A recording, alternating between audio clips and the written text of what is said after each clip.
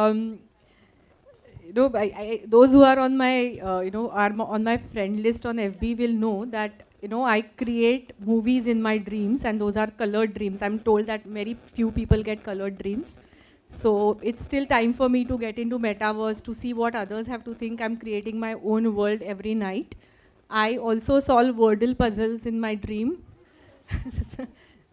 Okay, so I think we have people here now. I want to make a quick announcement before we start these sessions. So Nishith Bhai, when he saw the excitement on the topic and on also the fact that all the rooms that we went in, there was a lot of discussion as to when it is open, who's governing it. I think even in the mischief conversation we had that. Who is calling the shots? Is it the government? Is it the platforms? Who is it? So I think all these questions will keep coming up.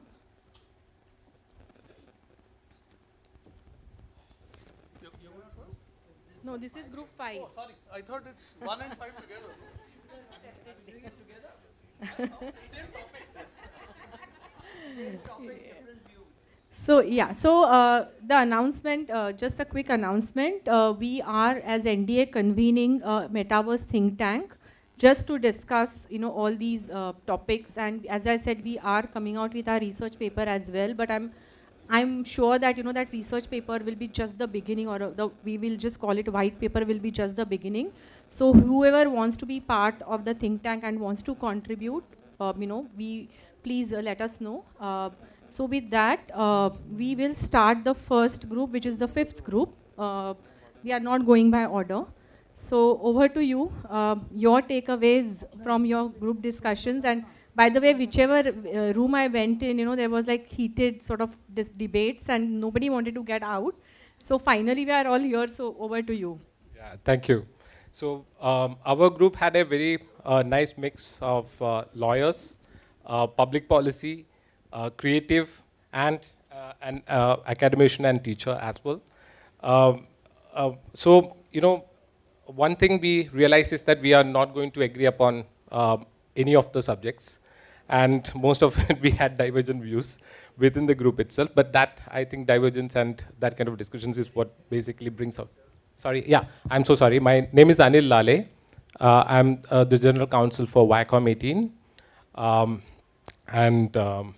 As I was saying, the divergence and this kind of discussions is what actually brings more brainstorming and more ideas into the space.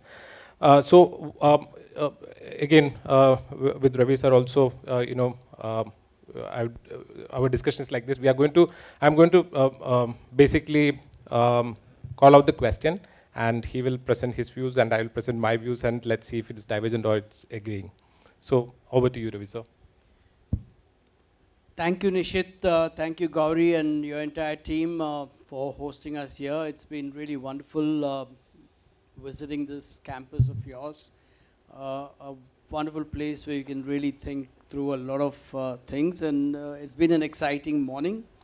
We've had a really heated debate on a issue and topic which really requires a lot more thinking and a lot more planning, and in the short period of 40 minutes, you really can't come out with any very well formulated, crystallized thoughts on a subject that is still evolving, on a subject about which a lot is the unknown.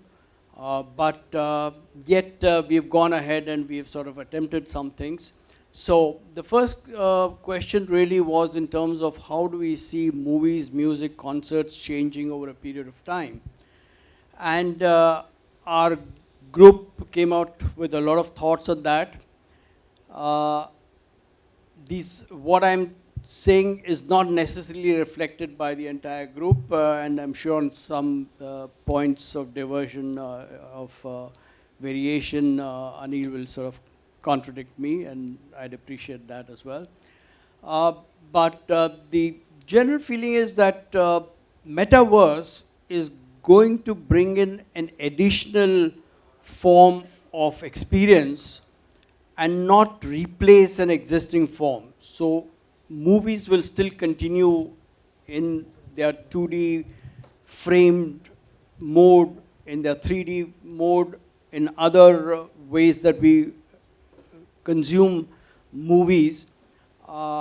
And it's not as if movies are really going to move from what we are currently experiencing into a new metaverse. So the metaverse will be an addition, and we personally believe, and I personally believe, that metaverse you'll probably see more of the shorter duration films, whether they are horror linked or movies that offer a lot more experience and engagement and immersion. So therefore, those are the kind of movies that you would see. But a lot more would happen in the music space and in the concert space, where the opportunities shift over to metaverse would be phenomenal, and where the commerce works much better. Because at the end of the day, growth is related to how the commerce of that particular business work, how we can monetize it. And we believe that the opportunities of monetization, particularly in music concerts, would be far more significant. In concerts, for example, if you can sit at home and you can watch, you can not just hear music, but you can watch concerts live and get that feeling that you were actually watching it in LA or in Las Vegas or wherever, and you were actually right there in the front row, sort of almost with your favorite musicians and singers and so on and so forth. So those are kind of experience that would really get unleashed and unlocked in a big way. So concerts and music, where you can even sort of dance with somebody you like, you can invite him or her to dance with you, and with haptics, then experience also the senses and the sensory perceptions. So therefore, those opportunities would be phenomenal. So therefore, we do not see the long format movie transiting significantly, also for commercial reasons. So therefore, whatever few you would get to see would be an add-on experience. That is what we believe in. But should I go through some of the concerns also at this point in time? So also among the concerns is that one of the areas that is likely to get unleashed is the space of pornography. So pornography is something where, with haptics, just as the internet, it's one of the largest sort of explosion that has taken place there is pornography. It is a concern that that is what could also happen in metaverse. And we did discuss about are there any ways and means by which any regulations or regulatory issues can be sort of brought about. There wasn't enough time to discuss this in depth, but the general feeling was that yes, existing laws which are there would be applicable to the metaverse. They would probably have to be tweaked somewhat. But whether these would be enforceable, how would these be managed, how would we, how would they be implemented, and how would you bring them before courts and be able to prove things?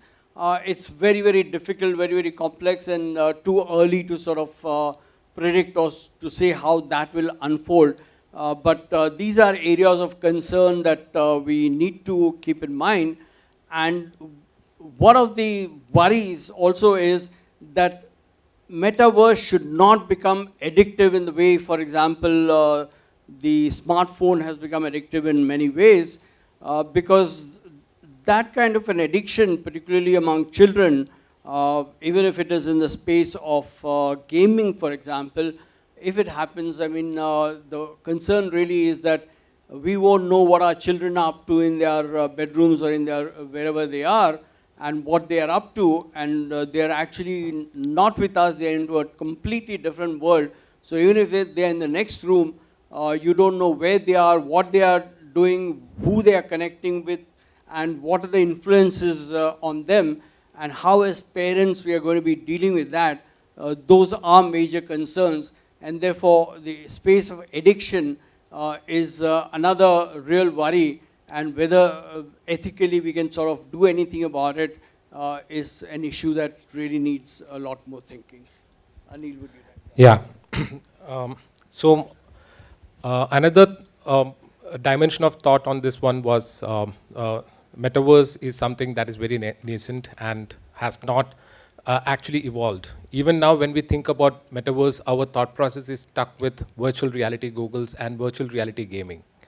So, is that metaverse is the first question that we need to ask ourselves. So, metaverse is much more than that. Like the reference to a movie being consumed in theaters. That is community viewing because we enjoy it because we go with our friends and we watch the movie in big screen with our friends, which can actually happen in the metaverse. Like you can even go with friends who are maybe in US and a friend in India can sit in the same movie hall and watch the same movie and have discussions with each other at the same time. But all these things are in the future. Today, the technology is not that flawless, it is not that smooth. So even the avatars and all those things look kind of cartoonish. So all these things have to evolve a lot. So to say that today that the current movie going experience will not be replaced may or may not is what I would say. Again, another thing I would like to add is that the kind of the content that will get created will also have to change completely. Right now, what we are looking at is the content that is being created for a 2D or maybe a 3D. Virtual reality also a kind of content is getting created, but when we look at immersive viewing, then the content will also be created for immersive viewing. So immersive content will be created that can actually see people participating in the movie itself. So there are a lot of things that can unfold. So today, if we think that all these things can create harm and try to create policies for that today without the actual inventions coming into play, then it may stifle the creativity itself. And we were discussing one example, which is the OTT platform versus the broadcast platform. Broadcast platform had seen a lot of content restrictions even before it actually matured, which actually stifled the creativity a lot in the broadcast platform, whereas OTT platforms got the option of spreading its wings before even the regulations have started. So OTT platforms are more it has got more cutting edge content. So the same way we have to wait and watch on how this is growing, and all the people who are creating the metaverse or working on the metaverse are also, they also seen how internet has unfolded. They have also seen how laws have applied to internet. And those laws in some way or the other will also apply to the metaverse because the basic fundamental would be internet and Internet of Things. So these two things, when we consolidate, we will get more idea about how the public policy has to evolve around it. So my point of view would be to, the public policy, law and technology has to move at the same speed than one going in front of the other or one going behind the other. So that's my point of view. Next point. Yeah. Thank you. Next point, what we discussed was, sorry. How do we deal with creation and monetization of user-generated content in the metaverse?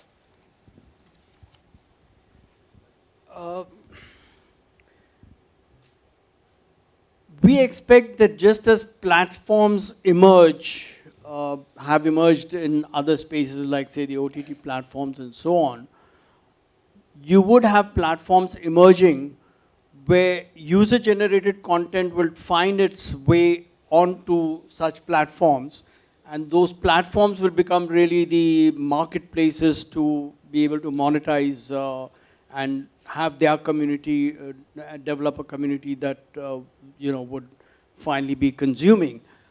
So therefore, we certainly expect that areas which are very specialized, like sports, for example, just as you have, say, Dreams 11 today monetizing in the sports area, you would have similar platforms emerging in metaverse, focusing on, say, sports, or focusing on, say, education, or focusing on music, or even focusing on movies or short movies or whatever content would be available.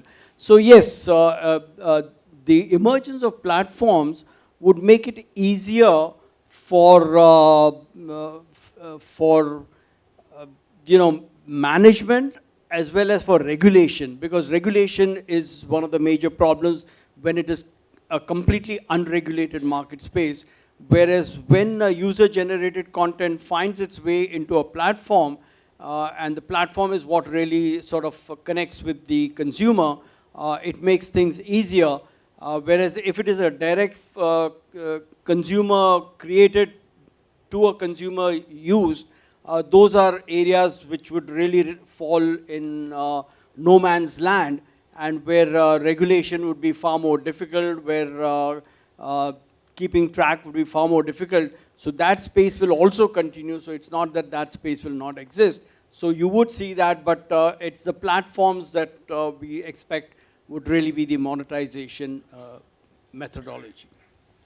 When we look at Metaverse, the kind of assets which are content, basically, again, as I said earlier, the immersive content and the different kind of content that we are going to see in a universe like Metaverse can be very different from what we have created till now.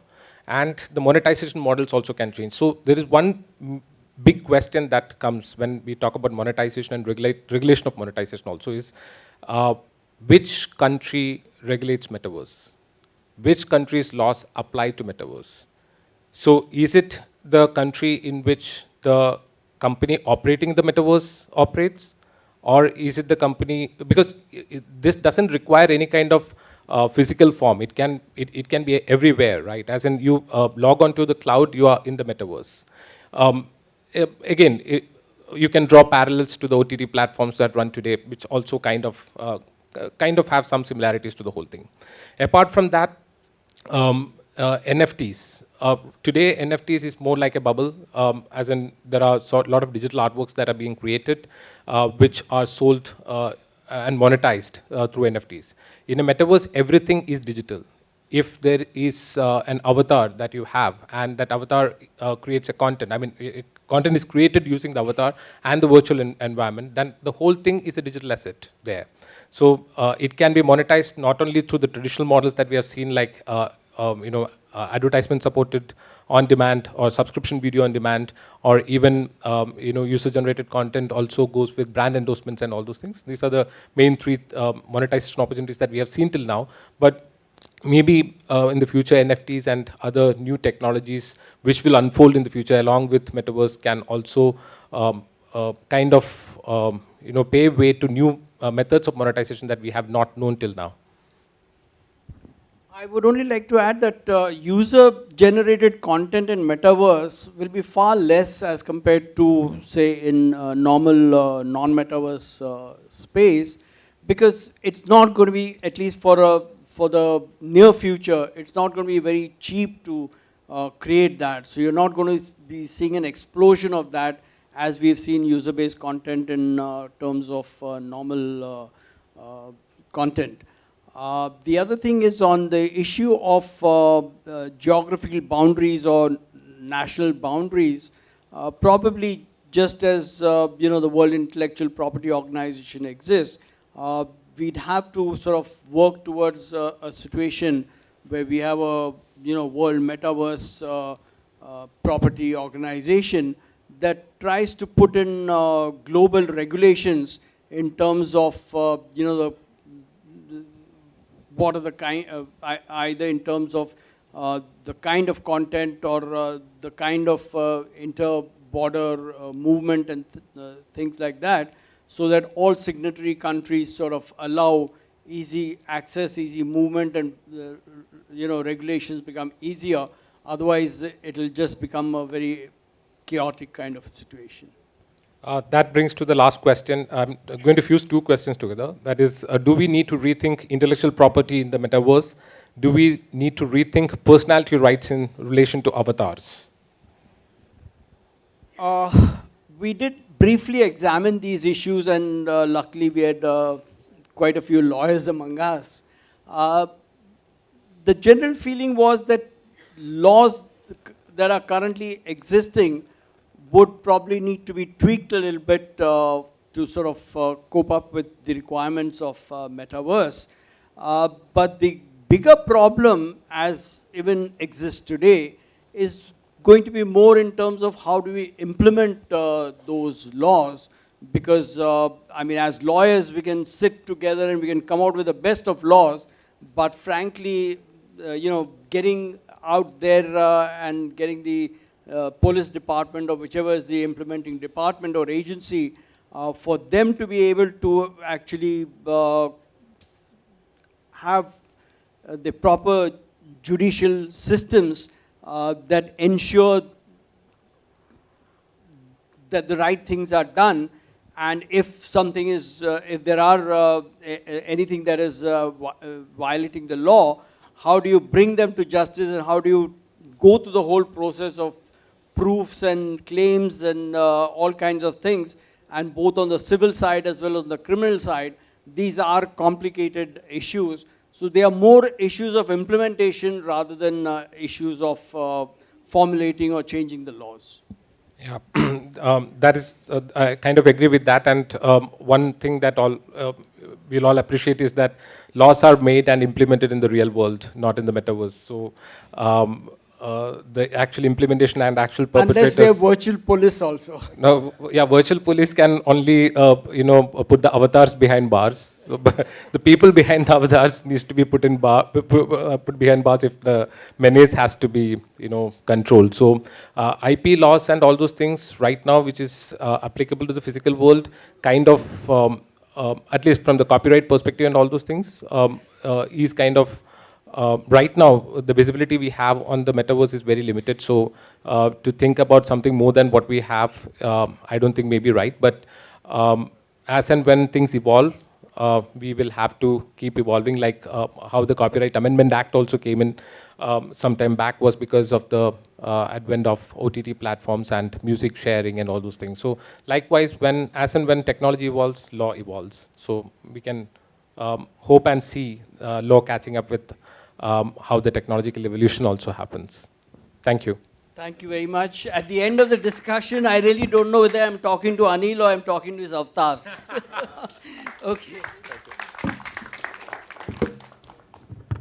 Thank you so much, Group 5. May I request all team members of Group 5 to please stand up. A big round of applause to each one of you for the contribution. And I know we said lunch is at 1, but we're just running against time. I'm therefore requesting Group 1, which is also the media and music group, to come up and kind of merge and help us save some time, but add more points to this discussion. Thank you.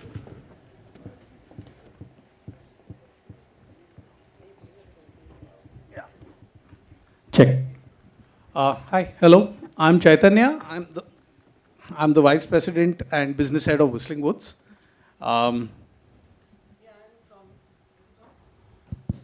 Yeah, I'm Somani Sridhara Paul. I'm from Hangama. I'm Senior Vice President there. So we had exactly the same questions as Group 5 did. I would like to think we didn't have as many disagreements, even though Gauri came in a couple of times and it didn't look like that when she came in. But yeah, right? So let's just start with the Word file.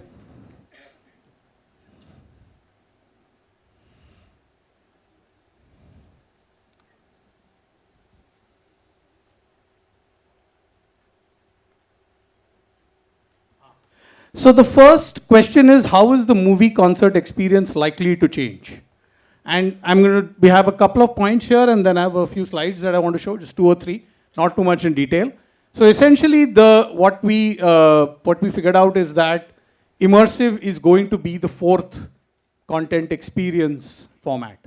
There's cinema, television, OTT or digital, and the 4th is going to be immersive, and it will be informed in different ways how this content experience is going to be, right? So, PDF खोलना.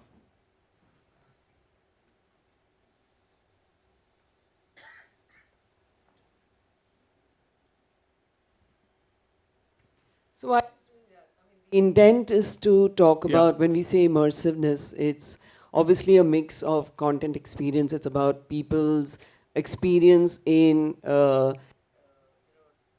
able to enjoy the content based on their, whether it's data connection, whether it's the ability to keep a sense of, even if you're creating any kind of transactional experience there. But the intent here is to say that when it comes to the metaverse, you are going to be looking at something which is more interactive in nature and not linear. So there are two ways that we're defining it. One is,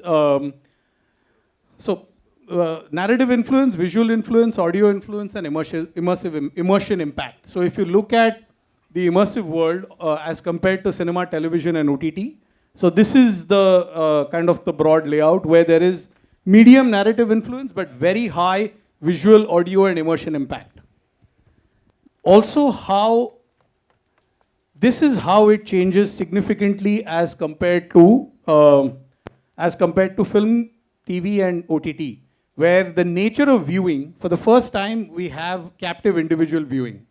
So cinema is captive community viewing, digital is non-captive individual viewing, TV is non-captive family viewing. For the first time, we have captive individual viewing, which creates an extremely high immersive impact.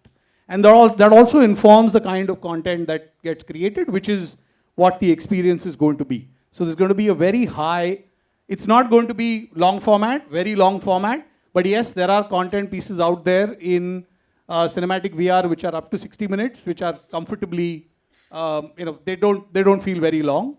And what it also allows you to do, it actually allows you to get a much higher immersive and interactive experience. Now, when we look at the metaverse, we actually look at the immersive world, and it's not just the metaverse, right? So it's three distinct, or there's three verticals within it. So what you will have is it's experiential, functional, and production. The experiences is going to be cinematic VR, so a lot of fiction, non-fiction, narrative content.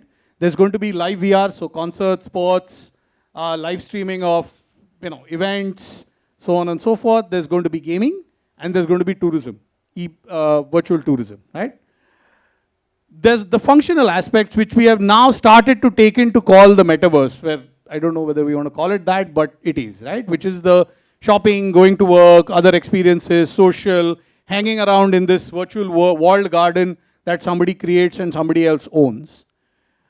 And then there's the tech that's emerged out of the immersive world, which allows us to create content in both 2D as well as immersive formats. So there's photogrammetry, volumetric capture, and virtual production. So this is our broad kind of definition of the immersive world, and now we'll come back to the questions. Yeah, I just want to add one comparison. I mean, today when you look at live streaming, right, we've all experienced cricket on Hotstar. What is it that Hotstar allows you to do while you're playing cricket? You can, you can chat, there's gaming that's available on the app.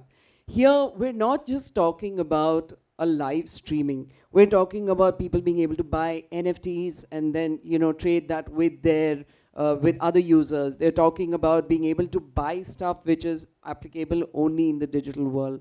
We're talking about AR, VR. So when one talks about metaverse, the definition is what you call as the Web 3.0, which allows you to do all of these things. And that is the biggest difference, because live streaming has been there for a while. We ourselves have done live concerts in the whole of pandemic, where people were asked to come and watch virtual concerts. It became a term called virtual concerts. But that is not the same as metaverse. So yeah, I think that needs to be.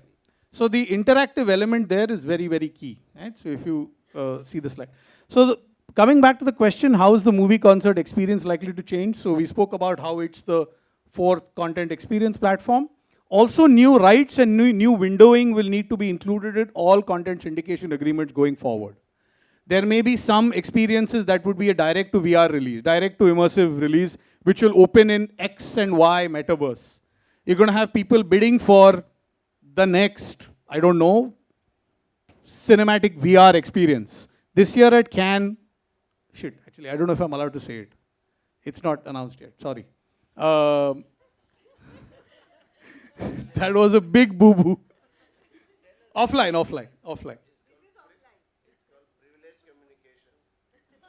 इसको बंद करो यार. So, A.R. Rahman has made a seated pod VR experience called Le Masque, It is a 1 hour, 20-minute experience. He's debuting a 42-minute experience at Cannes this year. He's done it along with Intel. Obviously it's got immersive. You wear the headset, you sit in the positron chair. There's scent, perfume that comes in at different points. The chair moves around. And I mean, I've seen it. It's phenomenal, right? You don't get bored 1 second. And it's really, really well made. So now, tomorrow, the next one that gets made, somebody's going to bid for it. There is going to be a platform. I mean, Jio's not doing all this Jio Glass, etc., for fun. At some point, they are going to set up a Netflix-type content consumption, streaming, syndication platform, right? So you're going to have to look at new rights, new windowing, which will need to be done for all content syndication agreements, even for flat screen, 2D framed content. Because you can watch it either individually or together in the immersive world, because it takes away all distractions. So there's much more impact. Monetizability goes up, obviously, because now you have a fourth platform that allows you to monetize all the content, cinema, television, OTT, VR, immersive, right? The next question we looked at was, how do we deal with the creation and monetization of user-generated content in the metaverse? And there the answer, similar to what Ravi spoke about, is it's going to be similar to YouTube, right? Now, in the case of YouTube, the content owner, the content creator, controls the experience that that he or she is willing to give to the other people. So they control who can see their content. In the case of the metaverse, that access will be controlled by whoever owns the metaverse. So there's going to be codependency and partnership between the user and the platform owner in order to showcase the content, which is very similar to gaming and Twitch. So initially, the gamers need Twitch. When the gamers become really popular, then Twitch needs the gamers. That's what will happen in the user metaverse relationship as well. So those contracts will need to be entered upon very, very carefully. Every user is going to believe that they're going to be the next big thing, and they need to then structure their contract with the platform accordingly, right? So codependency with the platform owner. So these are the 2 points when it comes to this. We merged the last two, just like they did. So do we need to rethink IP in the metaverse, and do we need to rethink personality rights in relation to avatar? So things to resolve there were, one is creation of special IP sub-rights for the immersive world. So say you have, I don't know, Chulbul Pandey. What are the rights that are going to come for Chulbul Pandey in the metaverse? And here we had a great example from Reliance, Kidhar hai Tejo? Where they're doing a digital version of Golmaal. They don't have the likeness right, so they don't have the avatars that look like Ajay Devgan, etc., but they have the characteristics. Now, so you have to create all these sub-rights for all your existing IP to be monetized in the immersive world. The other thing that starts to happen is, who is driving this avatar? Whoever is driving this avatar, what rights do they have? If they created the avatar, if they started off using it, do they still have any rights other than moral rights? Can they continue to hold on to it? Can the platform owner remove them, bring in somebody else to drive the avatar?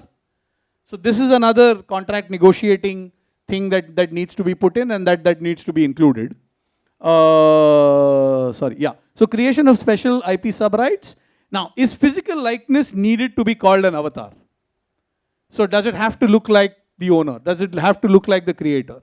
Can it be something else? Roblox has something else different, but there are other things where your avatar kind of looks like you, right? So that's something that needs to be figured out. If it doesn't look like you, is it just a separate IP being created, or is it your avatar? Is there any link to the physical world and the virtual world if it doesn't look like you?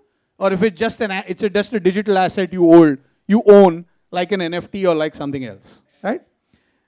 The other last 3 bits was creation versus participation as a factor for ownership. Now, have you created the avatar, or has whoever is the platform owner created the avatar and brought you in just to drive it, just to run it, just to execute it? So you're going to have co-ownership in the case of avatars where somebody else has created the avatar. Say it's an immersive singing competition or a dance competition. Are you coming into it with the avatar yourself, or are you just going to pick something off the shelf that the show owners have created. If you're going to pick something off the shelf, do you have any rights at all? In the next season, can they just kick you out and bring someone else in? Yeah, to in fact further elaborate on that, so he showed us an example of some show that's coming up on Fox, where you had celebrities who were the jury members, and then you had the contestants. The contestants were in avatar form.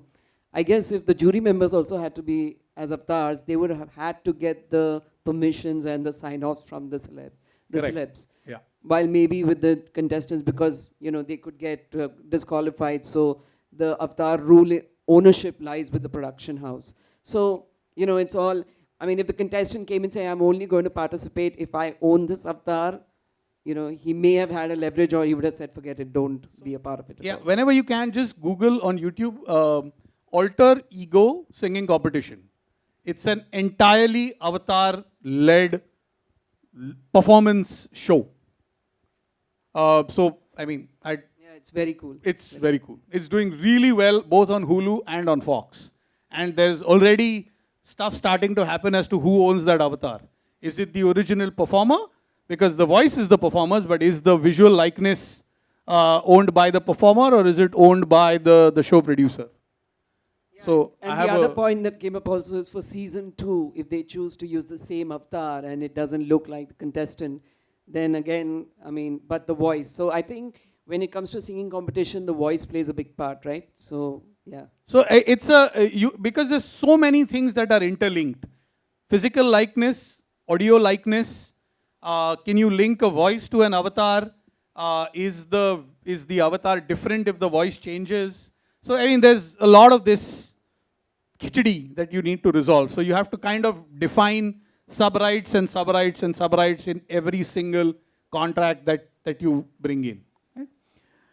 Yeah, that's the one. And co-ownership, moral rights, monetization rights, in what ratio? So there is moral rights where you're saying that I created this avatar, I started it. Next you come to monetization. Just because I created it, just because I have moral rights, do I have monetization rights? In many cases, no. You may have signed away the monetization rights when you entered into the agreement. Is that enforceable? Is that possible? Is that legal? Can you give away monetization rights, or do some percentage of monetization rights stick to you along with moral rights, along with creation rights? So these are questions that are going to come up. Honestly, we didn't have answers because, yeah, I mean, so for this last point, these two people who are going to come up with answers, right? But we're there to ask questions and create trouble. Yeah, for this last point, actually, I think, sorry, your name is? Yeah, no, the lady, Dipti. Yeah, so she had a very valid point. Like when we were talking about moral rights, she said when it comes to the rights ownership, if it's co-owned, it has to be equal. But if you take the example of, say, Amir Khan, who wants to make an avatar of one of his characters, one, it has to be a co-owned right because it's Amir Khan. But at what percentage? That is debatable. The second was in terms of the monetization percentage. I mean, if you say 25, 30%, how is that being defined? So yeah, there was no answer for that, but these were all the points that came up. Yeah, so this was us. Thank you.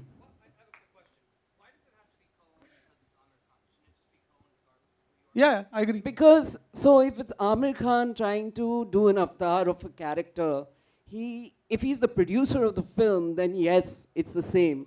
But if he's just the actor, it's the producer and even the director who can claim ownership on it, right? So it comes down again to multiple rights to be considered and it being predefined at the beginning. So it's bargaining power, honestly. Just leverage, right? Now, in many cases, the platform may have the leverage initially, but the user or the avatar owner may have leverage later, right? So what happens with a veto? So if they hold that veto, that you can't use it without me. So, they may not get the lion's share of the revenue, but they have the veto, right? So these are things to include, put into all contracts going forward when it comes to monetization of likeness or monetization of digital likeness in the immersive world. Yeah, I think for a lot of actors now, it's going to start boding well for them to actually become producers of their films. because then they don't need to go to anybody else. Especially the characters always land up becoming more popular than the actor itself in a lot of cases. Thank you. Thank you. Thank you, Group 1. Can I have a big round of applause for Group 1? Please, could you stand up? This was our largest group in terms of participation. Yeah, this is Group 1. That many people. Thank you.